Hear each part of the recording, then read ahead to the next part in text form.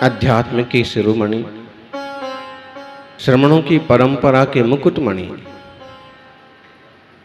सारे श्रमण आज भी जिनका नाम प्रशस्तियों में गौरव के साथ लिखते हैं, वीर वाणी का मंगलमय प्रसार प्रचार करने वाले, विदेह में जाके सीमंदर स्वामी का दर्शन पाने वाले अद्भुत अद्वितीय आचार्य भगवंत कुंद कुंद स्वामी।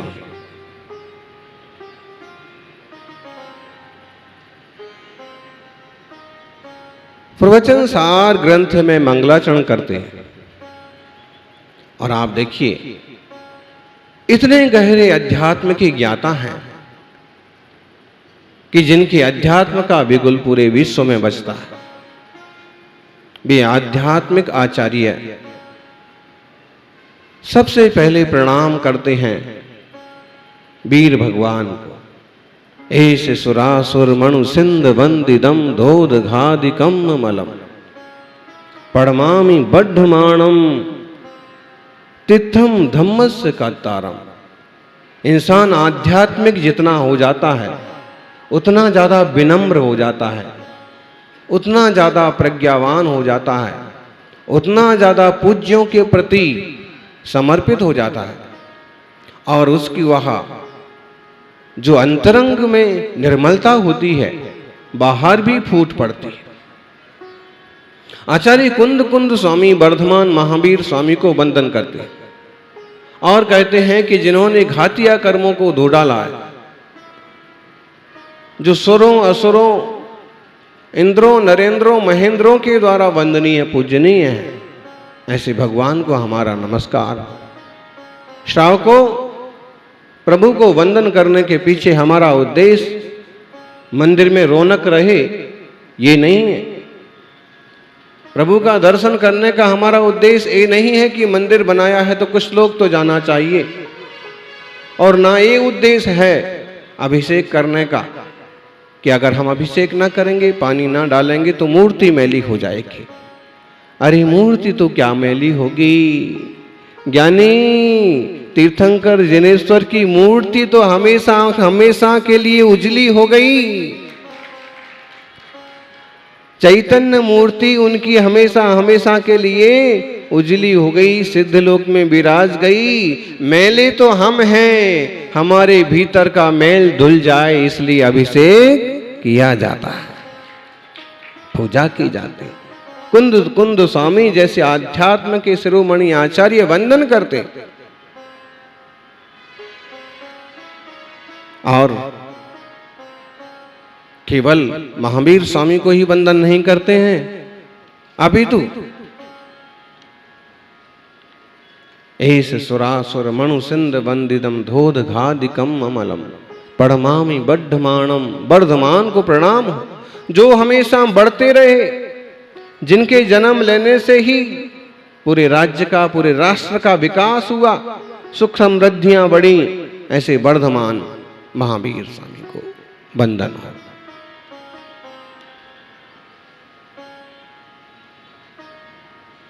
से पुण्य ठहरे सभी तीर्थंकरों को, सबको एक साथ सबको अलग अलग भी बारंबार प्रणाम। और तो और पंच परमेष्ठियों को भी वंदन किया, सभी सिद्धों को, जितने गणधर आचार्य भगवंत हैं उन सभी को, लोक में व्यापी अध्यापक वर्ग उपाध्याय परमेष्ठियों को और साधुओं को भी मेरा बारंबार नमस्कार हो। उन साधुओं का जो रत्नत्रय रूप आश्रम है, जो पंचाचार रूप दर्शनाचार, ज्ञानाचार, चारित्राचार, तपाचार और वीर्याचार रूप आश्रम है, उस आश्रम को उपलब्ध होकर के मैं निरंतर आत्म भावना करता हूं, निरंतर साम्य भाव को प्राप्त होता हूं। क्यों साम्य भाव को उपलब्ध होता हूं? क्यों सौदा धारण करना? बोलो। क्योंकि विषम भाव का विष तो जीव ने जन्म जन्म से पिया है। आत्मार्थियों, विषम भाव का विष तो, विषय कसायों का विष तो जीवात्मा ने जन्म जन्म से पी रखा है, लेकिन अध्यात्म का अमृत आज तक नहीं पिया। अगर वीर वाणी पे श्रद्धा करें, ज्ञान के दीप जलते चले जाएंगे।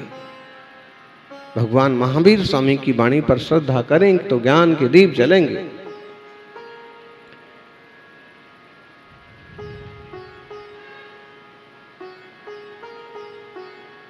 विषय कसायों से बचने के लिए भगवान की भक्ति सबसे बड़ा सहारा है। मंगलाचरण किया है और मंगलाचरण में प्रणाम वंदन किया है सारे परमेष्ठियों को, और उनके उस आश्रम को मैं उपलब्ध होता हूं, तब तक मैं साम्य भाव को स्वीकार करता हूं, धारण करता हूं, जब तक कि निब्बाण संपत्ति, जब तक कि मोक्ष की उपलब्धि ना हो जाए। मोक्ष किस किस को जाना है? बोलो बोलो, जल्दी तैयार हो लो। मोक्ष किस किस को जाना है? हाथ उठा लीजिए। अच्छा, इतने लोगों को जाना है, बाकी लोगों को नहीं जाना। कम से कम हृदय में जिज्ञासा तो होना चाहिए, भावना तो होना चाहिए कि संसार के जाल में, विषयों के जाल में, कर्मों के बंधन के जाल में जीव ने बहुत पर्यायें भोग ली, बहुत भव भोग लिए। अब मुझे भव से पार जाने का पुरुषार्थ करना है। आत्मार्थियों, आप ध्यान दो, किनसे वंदनीय हैं वर्धमान महावीर स्वामी? जिन 3 मुख्य पदों का यहां उल्लेख किया है कि वे चाहे असुरेंद्र हो, असुरेंद्र मतलब हो गए भवनत्रक देवों के इंद्र, चाहे वे सुरेंद्र हो, उसका मतलब हो गया सौधर्म आदि इंद्र, और चाहे वे मनुजेंद्र हो, मनुजेंद्र का मतलब हो गया चक्रवर्ती आदि। ये सब भी जिन्हें प्रणाम करते, मतलब क्या हुआ? जिन्हें 3 लोक के सबसे ज्यादा बुद्धिमान लोग नमस्कार कर रहे हैं, सबसे ज्यादा शक्तिशाली लोग नमस्कार कर रहे हैं। क्या कारण? निश्चित रूप से जिन्हें नमस्कार किया जा रहा है वे उनसे कुछ तो बढ़ चढ़ के होंगे। जिन धर्म मोक्ष मार्ग कितना अद्भुत और अद्वितीय है, कभी चिंतन करना। अगर कोई सादा व्यक्ति कपड़े निकाल करके घूमने लग जाए तो कहा जा सकता है कि पागल होगा, मूर्ख होगा। कोई दरिद्र अगर बिना वस्त्र का दिख जाए तो कह सकते हैं कि दरिद्र ही है। लेकिन जिनके पास 6 खंड की अद्भुत संपदा हो, जिनके पास अपूर्व वैभव हो, बड़ा लंबा चौड़ा परिवार हो, आज्ञा मानने वाले सैकड़ों राजा हों, देवता लोग भी जिनके दरबार में उपस्थित होते हों, ऐसे तीर्थंकर भी अगर सब कुछ छोड़ करके मुनि मुद्रा को स्वीकार करते हैं, इसका मतलब है कि मुनि मुद्रा से बड़ा दुनिया में कुछ नहीं है। आचार्य कुंद कुंद कहते हैं कि मैं उन मुनियों को भी प्रणाम करता हूं, वंदन करता हूं, जिन मुनिराजों ने रत्नत्रय रूप आश्रम का आश्रय स्वीकार किया। रत्नत्रय की चमक से जिनका आत्मा चमक रहा है, यानी चमड़ी के चमकने से कोई चमक नहीं जाता है, और चमड़ी की चमक तो थोड़े दिन की होती है, लेकिन चारित्र की चमक हमेशा हमेशा के लिए होती है। जिनके पास चारित्र की चमक है, ऐसे मुनियों को हमारा वंदन। एक बड़े आचार्य जिन्हें आत्मा का, पर पदार्थों का पूरी तरह से निर्णय है, समय सार जैसे ग्रंथ के जो रचयिता हैं वे आचार्य भी वंदन कर रहे हैं पंच परमेष्ठियों का। आप देखिए, लोक में कुछ ऐसे भी लोग मिल जाएंगे कि अगर वो समय सार का स्वाध्याय कर लें तो कहो मंदिर जाना भी छोड़ दें, मुनि संघों में जाना छोड़ दें। समय सार ही सिखाता है क्या?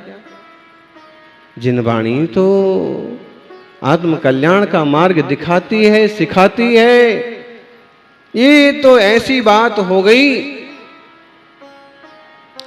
तपस्वी सम्राट सन्मति सागर जी गुरुदेव के पास जब उनका यहाँ चतुर्मास हुआ था, तब उस जमाने के अच्छे विद्वान नेमी चंद पाटनी और कभी कभी भारले जी अक्सर कर आते थे। एक दिन महाराज जी ने पूछ लिया कि पंडित जी, कुछ लोगों की हालत यह है कि समय सार पढ़ने के बाद अभिषेक छोड़ देते, पड़गाहन बंद कर देते हैं,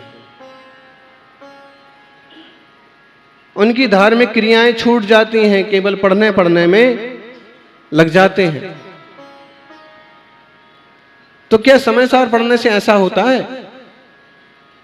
तब उन्होंने जवाब दिया कि गुरुदेव,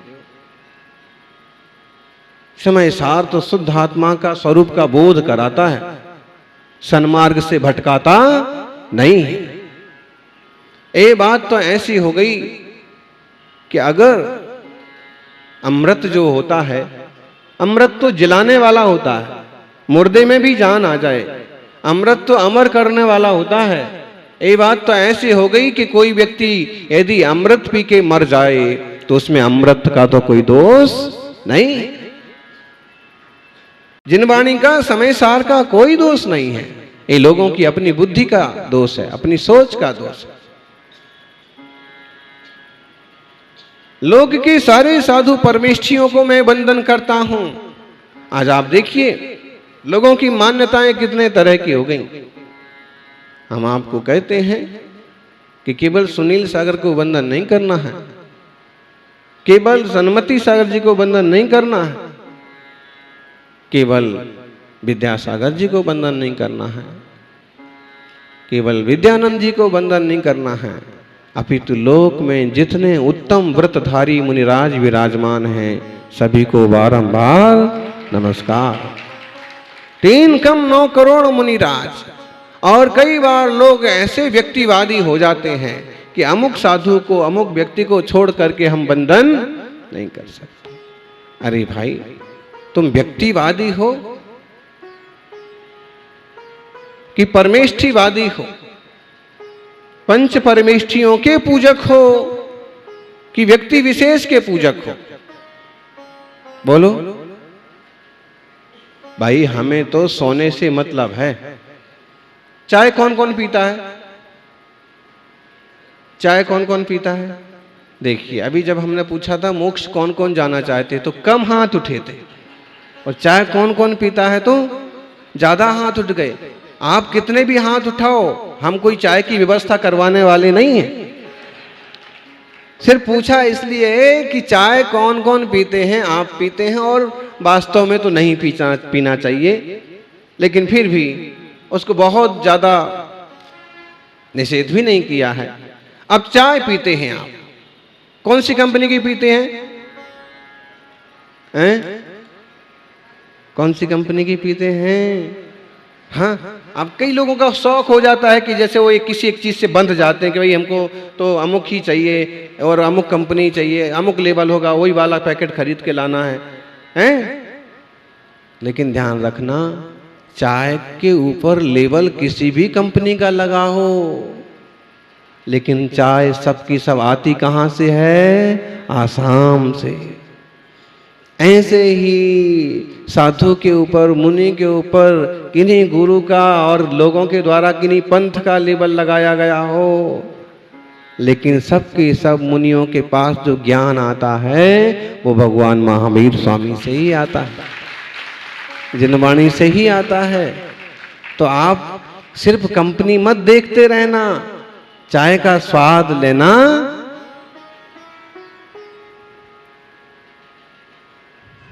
अरे भाई, जब मुफ्त में मिलती है तब तो फिर आप बिल्कुल नहीं पूछते हैं कि कौन सी कंपनी की पत्ती डाली।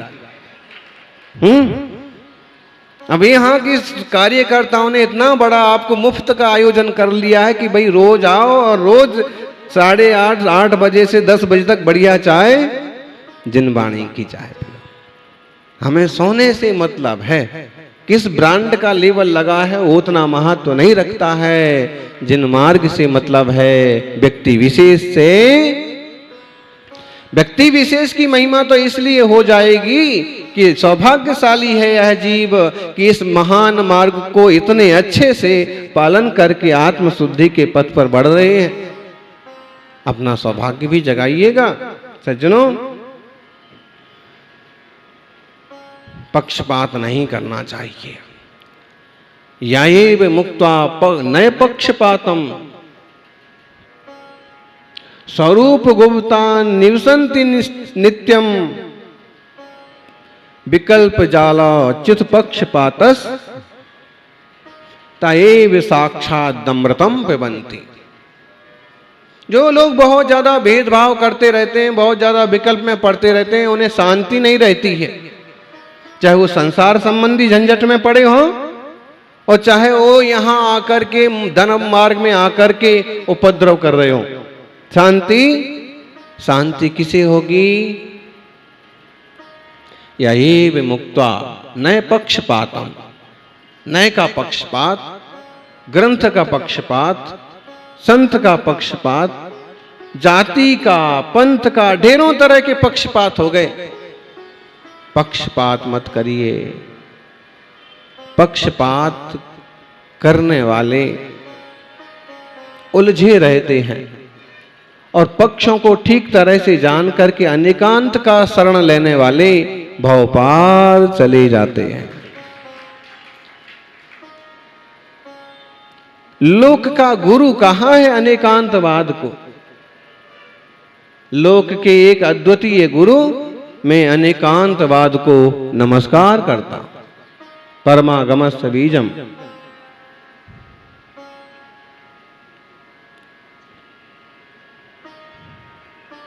संकल्प विकल्प का जाल चलता रहता है। विकल्प जाल चित पक्ष शांत चित्ता।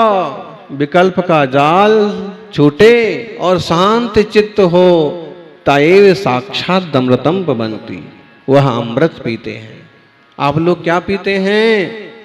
चाय पीना छोड़ो, दूध पीना चालू करो।